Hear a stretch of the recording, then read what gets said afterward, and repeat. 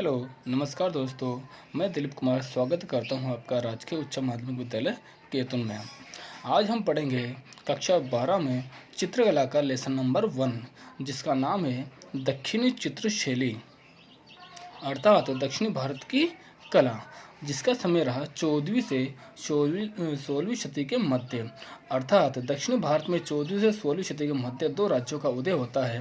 पहला है विजयनगर साम्राज्य, जिसकी स्थापना हुई 1336 ईस्वी में, और दूसरा है बहमनी सल्तनत, जिसकी स्थापना होती है 1347 ईस्वी में।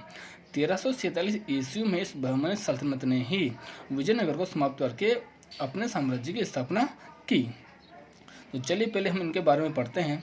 विजयनगर साम्राज्य की स्थापना किसने की और कब की है? तो विजयनगर की स्थापना हुई 1336 ईस्वी में, और दो भाइयों ने मिलकर के इसकी स्थापना की, हरिहर व बुक्का नामक दो भाइयों ने। विजयनगर की स्थापना की हरिहर व बुक्का नामक दोनों भाइयों ने मिलकर के।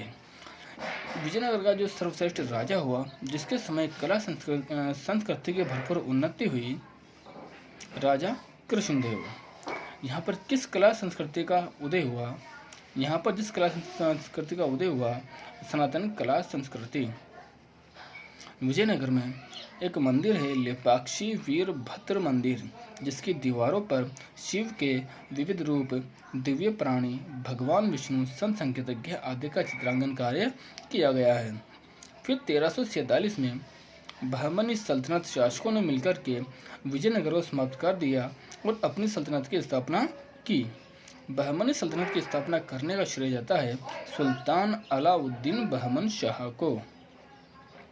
इस सल्तनत का जो सर्वश्रेष्ठ कला प्रेमी शासक हुआ, वो था फिरोज शाह बहमनी, अर्थात इसके समय कलाओं का भरपूर विकास हुआ। इस सल्तनत ने एक कार्य किया। इस सल्तनत ने जो कार्य किया वो किया उत्तर व दक्षिणी भारत के मध्य सांस्कृतिक सेतु का कार्य किया, अर्थात उत्तरी भारत व दक्षिणी भारतीय कलाओं को जोड़ने का कार्य किया। इस सल्तनत के ऊपर जिस कला का प्रभाव दिखाई देता है वो है ईरानी चित्रकला का, अर्थात दक्षिणी भारत पर सबसे ज़्यादा ईरानी कला का प्रभाव छाया रहा। बहमनी सल्तनत का एक शासक हुआ अहमद शाह वली बहमनी, जिसने बिदर दुर्ग के रंग महल में बेलबुटों का चित्रांकन कार्य करवाया।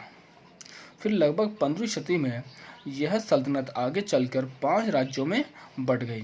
पहला है अहमदनगर, जिसका शासक हुआ निजाम शाह। दूसरा है बीजापुर, जिसका सम्राट हुआ आदिल शाह। तीसरा है गोलकुंडा, जिसकी स्थापना की कुतुब शाह ने। बिदर का बिदर शाह, बिरार का इमाद शाह। फिर आगे चलकर अहमदनगर ने बिरार को अपने में शामिल कर लिया और बीजापुर ने बिदर को अपने में शामिल कर लिया, अर्थात ये तीन राज्य बचे, अहमदनगर, बीजापुर, गोलकुंडा। सबसे वेयर मोस्ट क्वेश्चन है कि दक्षिणी शैली पर किस कला का प्रभाव पड़ा? तो दक्षिणी चित्र शैली पर एक कला इतिहासकार है हरमन कोएट्स, जिन्होंने इस शैली का अध्ययन किया और उन्होंने कहा कि दक्षिणी शैली पर दक्षिणी ईरानी व अरेबियन कला का प्रभाव पड़ा। वेरी मस्ट क्वेश्चन है, दक्षिणी शैली पर दक्षिणी ईरानी व अरेबियन कला का प्रभाव पड़ा। दक्षिणी शैली के 3 प्रमुख केंद्र रहे अहमदनगर, बीजापुर और गोलकुंडा। तो चलिए हम तीनों को अध्ययन करते हैं। यहाँ पर किस कला का विकास हुआ, कौन कौन से ग्रंथ यहाँ पर चित्रित हुए, उनके बारे में हम यहाँ पर अध्ययन करते हैं। तो पहला केंद्र है अहमदनगर, जिसकी स्थापना की निजाम शाह ने। इस निजाम शाह का एक पुत्र था मुर्तजा। इस मुर्तजा ने अपने पिता की मृत्यु के पश्चात अपने पिता की याद में एक ग्रंथ चित्रित करवाया, जो वेरी मोस्ट है तारीख ए हुसैन शाही। अहमदनगर में जो चित्रित ग्रंथ हुआ है वो है तारीख ए हुसैन शाही। इस ग्रंथ पर मालवा में चित्रित नियामतनामा का प्रभाव दिखाई देता है।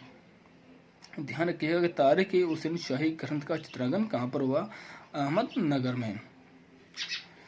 यहाँ के जो प्रमुख चित्र हैं अहमदनगर के, यानी कि इस ग्रंथ में जो चित्र दिखाए गए हैं वो है निजाम शाह के विवाह दृश्य, अर्थात मुर्तजा के पिता के विवाह दृश्य।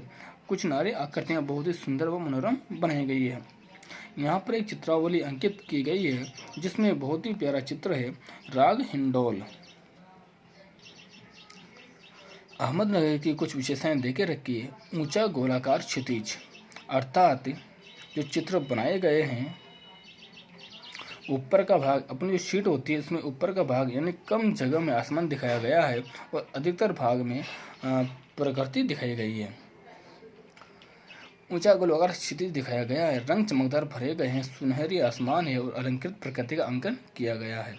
दूसरा केंद्र हम चलते हैं बीजापुर, जिसकी स्थापना की आदिल शाह ने। आदिल शाह की पत्नी थी चांद सुल्ताना, जो चित्रकला में निपुण थी, एक विदुषी महिला थी। यहाँ पर जो सचित्र ग्रंथ चित्रित हुआ है उसका नाम है नुजुम अल उलूम।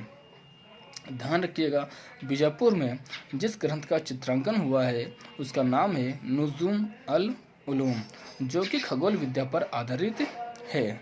एग्जाम में अधिकतर क्वेश्चन आता है कि नुजुम अल उलूम किस पर आधारित है, खगोल विद्या पर आधारित है।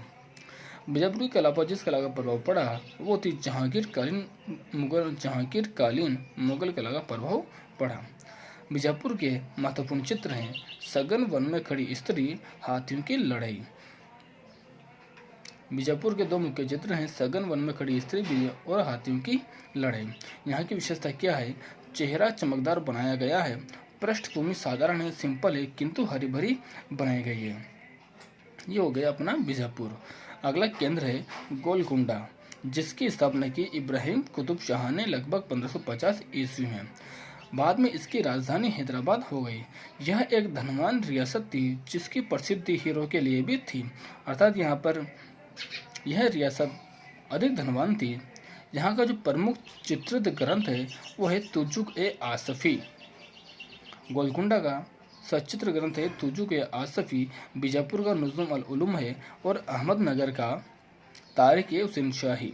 तो गोलकुंडा का चित्रित ग्रंथ है तुजुक-ए-आसफी। यहाँ का प्रमुख चित्र है मेना और स्त्री, जो वर्तमान में डबलिन के चेस्टर बेरी संग्रहालय में सुरक्षित है।